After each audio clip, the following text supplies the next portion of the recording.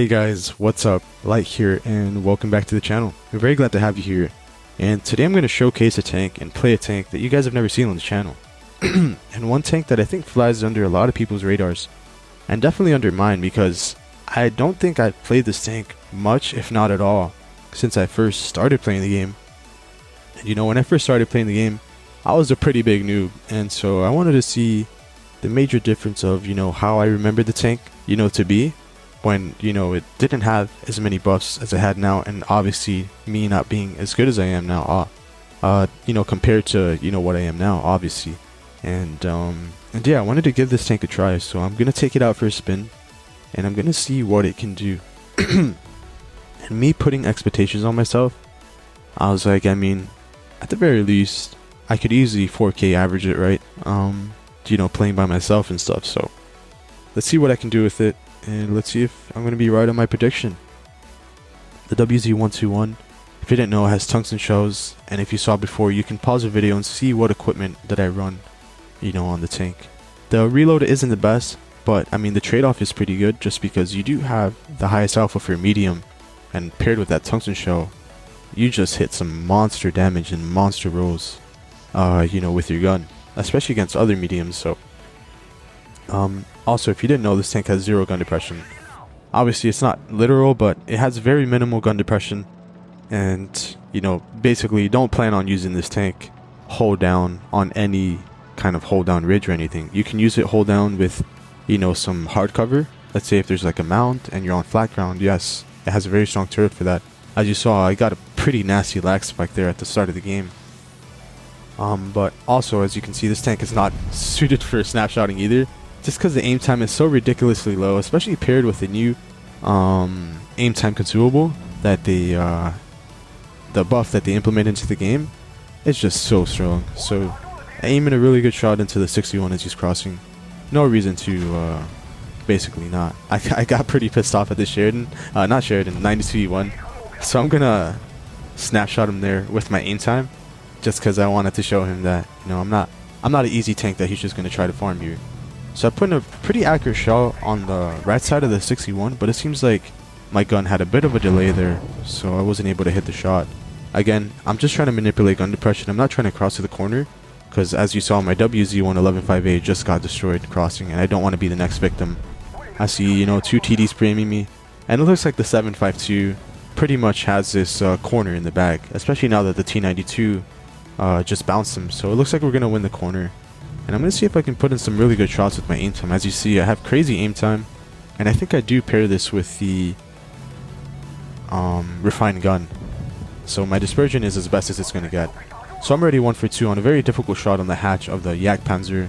Since I am running rammer and not calibrated, I don't have the best pen. So I do have to go for those more difficult shots, as you just saw there. And unfortunately, I wanted to pen him again, but you know, he got unspotted last second. And so what I'm going to do is I'm going to try to win back the map here on the right side and get some pretty accurate shots on the 113. Just for me now to aim in, I just load that premium shell, the heat shell. Not really much I can do there against a 113 with some pretty good armor and me running rammer, right? And so I'm going to push the tempo here. I'm going to try and create some sort of push with my teammates here. Again, look, that's where that aim time comes in. I don't think any other tank would have had the aim time there to put in a very accurate shell there. Again, I just load the heat.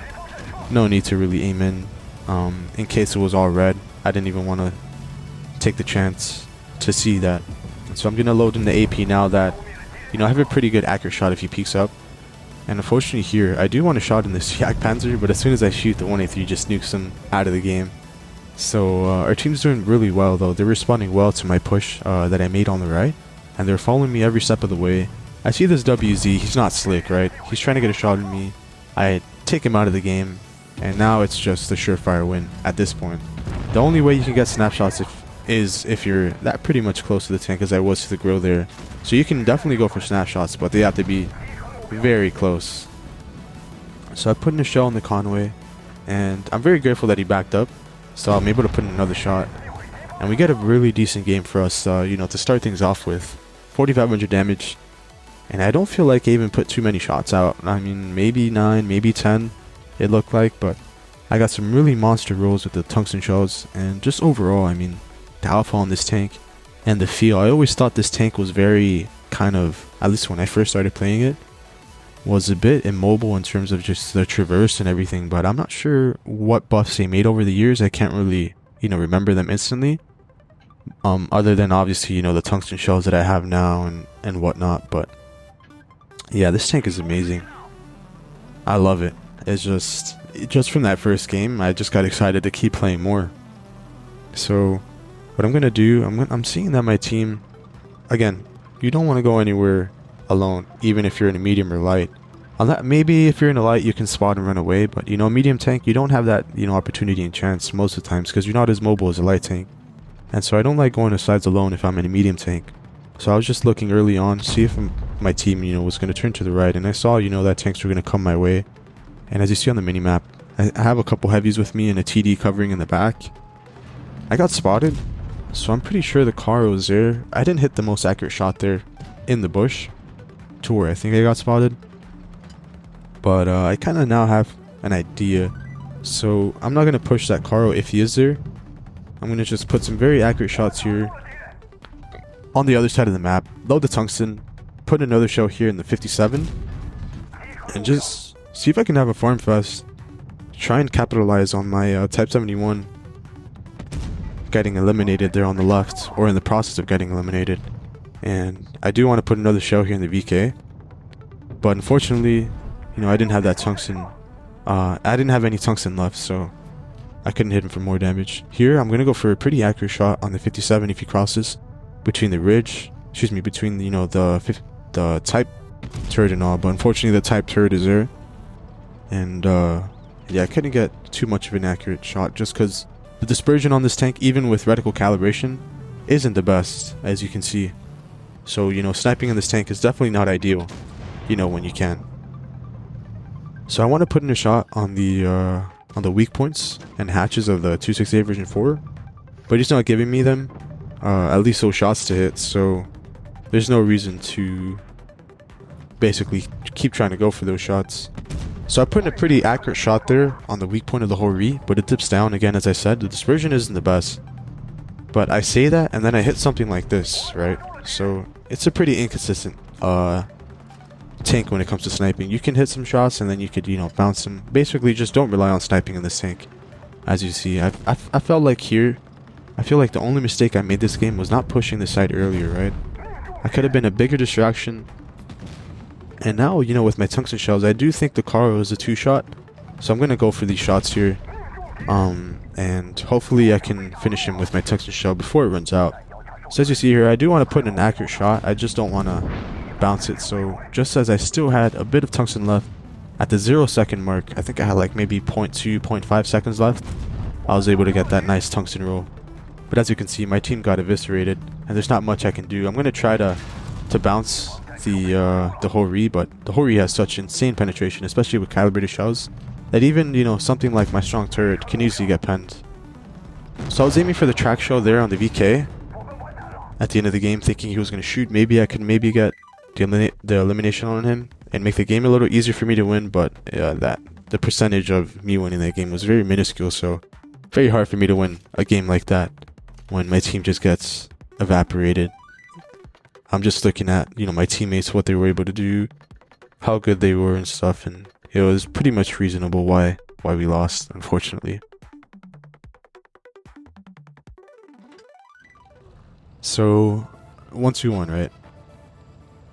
I'm not sure if this tank, well, excuse me, I'm not sure when this tank got PBR, but I'm so glad it did, because I remember running camos on this tank before, and the tank looks so hideous with every camo you ran. And so me running just a paint splatter camo on this tank, it looks so good. I remember running this paint splatter camo before and it looked hideous. So I'm very glad they also gave this tank PBR and gave it some love. But most of the times Wargaming gives PBRs to tanks that aren't played as often, and so I guess they add the PBRs just for that effect. I don't like it because, I mean, there's a lot of other tanks that could use the PBR that more people play than not, but I guess it's fine. I put in the most accurate shot I could on the Super Conk, but unfortunately he wasn't at the angle where I could have penned the hatch there. So I'm just being aware here. I'm seeing what my mediums are doing, and you know, I see the M60 took some pretty good ground on C, but I'm gonna get an angle here on the SCB if he runs. So he's running here again. I predicted him running because I just saw the movement of his tank, and I'm gonna load the tungsten and the adrenaline, see if I get some module damage too. And I thought I was able to get at least one more shot, but unfortunately our team just dives down for him because he didn't make the best play. He just YOLO'd between the forces of our team. And so I'm going to push in here, and I'm going to try to get some shots on this Leo as he runs, but I could load the HE, right? Unfortunately, I don't know how that doesn't hit. I even led the shot pretty well because I knew it was going to hit, you know, the back end of his tank. But yeah, I don't know how that didn't penetrate. But that being said, the ridiculous aim time was able to stop for maybe like 0.3, 0.4 seconds, and I was still able to hit that shot just because the aim time is so ridiculously good. And we get the elimination on the 6-8. I didn't want to peek him and take, you know, an extra shot, even though I'm full health. You just never know how the game's going to play out, right? If I need my HP later on in the game, because there's always a chance, you know, your team cannot finish the end game while thinking that, you know, they have a surefire win and just YOLO win, and the enemy team has a good crossfire. So but now that the enemy team pretty much is trying to YOLO us because they're down on so many caps, I'm going to trade here with the T22, and I'm not going to care about my HP. That's why I have all my HP now in the first place, to be able to do stuff like this, right? Taking all the shots from the enemy team, and now I'm just going to worry about doing damage. I pop in the tungsten shell. I put in a very accurate shot on the VK, since the aim time is so ridiculously good, as I said before. And again, that's where the aim time comes into play. Hit another ridiculous shot in the mouse. So if you pair someone who already has really great aim, and then you just add an insane aim time, you're always going to get great results. You're going to see crazy shots hit often. And I was able to get that last shot on the T22 as he pushed up on the C cap, so that was really good for me. Very glad to hit that last shot on the T22. So we get a basically 4K game there, and again, we're starting off pretty well with the damage numbers, but you know, we're 2 for 3, and I kind of want to win out the rest of the game, so let's see if I can do that. The 121 has a really nice legendary camo, especially if you're running high graphics and, you know, paired with that PBR quality. It's just so expensive. I feel like the economy is already terrible, you know, in the United States, right? So the economy in games are much worse apparently if they're doubling and tripling the amount it costs for camouflages, legendary camouflages. I remember back in the days when a legendary camouflage was 2,500 max, and that's already pretty expensive. And then they're just doubling to tripling the price just because, you know, they come with attachments and, you know, they're animated. That's cool, but at the end of the day, it's still a camo, right? It's not like it's giving your tank any advantage or anything like that, other than a cosmetic, other than the cosmetic appeal. So if you saw my bat chat video, you know I like going to the spot if I'm in a medium or light tank to get some resets on A. But they've already capped A, there's no reason to trade, and I saw that the 183 was available to shoot. So it looks like they want to YOLO my BZ. And knowing that I have cover from, you know, the 183 that's pushed up on the left, I'm going to put an HE shell here on the Progetto. Unfortunately though, I scope out just before I shoot, and I get a very inaccurate shot as a result. But I do get a very nice elim on the 183, so I'm definitely happy with that, knowing that I probably won't get nuked anymore. This is where I didn't, you know, scope out, and I get a very accurate shot on Progetto, and 600 HE damage is absolutely ridiculous for a tank that has strong DPM and basically a medium tank. It's insane. So you're going to see as I move up, right, I want to get the most accurate shots as I can. So I'm always going to aim in all the way just because the aim time is just a little over 2 seconds, which is ridiculous to think about with such a strong alpha gun, and especially paired with tungsten. So again, I'm going to do the same thing, aim in all the way. You see how ridiculous that aim time is. And yeah, we get another accurate shot in there. And now I'm just going to push with Sheridan. He's going to push it right, I'm going to push the left. So it leaves me open for an accurate shot. I could have maybe saved it for an HE on the back end, but that's completely fine. I'm going to save the Sheridan from maybe getting shot again. So I'm going to put in the elimination shot on him. And now I'm going to start trying to push the left because I see they also have a bat chat, and I'm not sure where the bat chat is right now. I also do want to angle on the WZ. Unfortunately though, as I am driving left, I kind of blocked my Sheridan, which wasn't intentional. I kind of realized it as I was doing it, unfortunately. So I felt really bad. So I'm going to do my best to try and save this Sheridan there. Put a nice HE shell in the bat chat. Unfortunately he's running Spall Liner, so it doesn't hit for that damage that I really wanted. And they're going to see where we're basically ramming that Sheridan into the rock comes into play. Very accurate shot in the middle of the butt of the WZ-121 5A, and it hits on the far left of my reticle as it can. So definitely payback for Wargaming for doing that to my teammate. Yeah. So another pretty solid game in the WZ-121. This tank is so good. I mean, I can't believe I really don't take this tank out often, if not at all, since I first played it. When I was first playing the game, I remember it came out months. I think I started playing the game, I think it was like around 2020, right? Like tournaments and everything.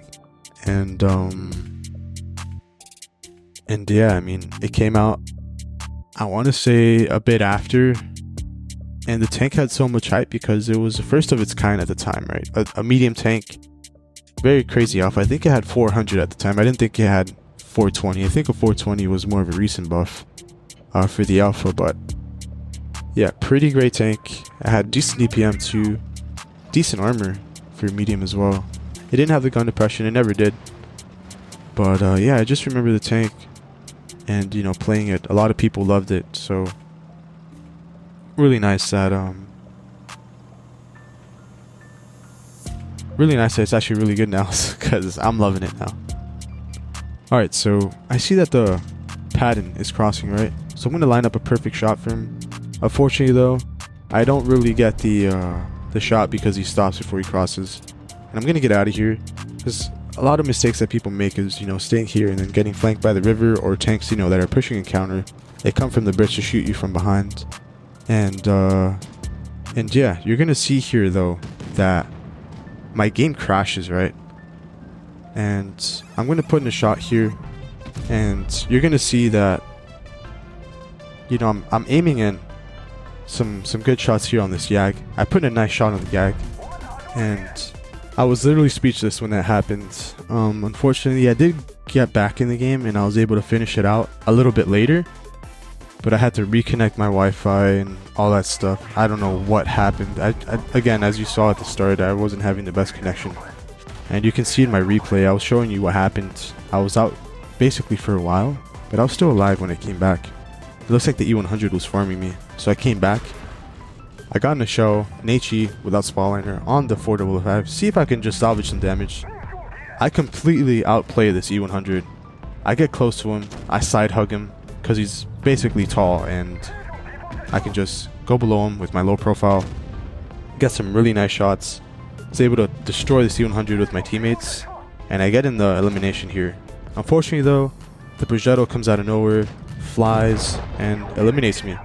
So that's the end of that. And that was going to be the last game anyways, because again, I don't want to tip this video over 20 to 25 minutes. So unfortunately, yeah, we couldn't really do much that last game, but we did get the win, which is what I wanted in the end. Would have been in way more damage if that didn't happen, but again, I'm going to leave it at that. Thank you guys for watching, and I hope you guys really enjoyed this video. I'll catch you guys on the next one tomorrow. See ya.